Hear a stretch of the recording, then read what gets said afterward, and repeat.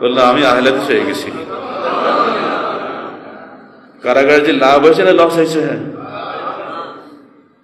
আমি বলি যে যতবার কারাগারে দেবো তত পুলিশ আহলে হাদিস হবে, তুমি ঠেকাতে পারবে না। 7টা কারাগারে গেছি, সব জায়গায় আলহামদুলিল্লাহ এখনো তারা ফোন করে, স্যার কেমন আছে। এখন ওরা কারাগারে নেইও শান্তি পাবে না, এখন ডাইরেক্ট গুম করে দিবে অথবা গায়েব করে দিবে। কারাগার দিবে না, এবার দিবে একদম গায়েব করে দিবে। আহলে হাদিস আন্দোলনের ইতিহাস শিরক ও বিদআতের উচ্ছেদের ইতিহাস, আহলে হাদিস আন্দোলনের ইতিহাস বাতিলের বিরুদ্ধে আপোষহীন সংগ্রামের ইতিহাস, আহলে হাদিস আন্দোলনের ইতিহাস চিরদিন রক্তের স্বাক্ষরে লিখিত ইতিহাস, আহলে হাদিস আন্দোলনের ইতিহাস দুঃসাহসী সৎসাহসী নেতাদের ইতিহাস। এখানে কোন বাতিলের সুযোগ নাই।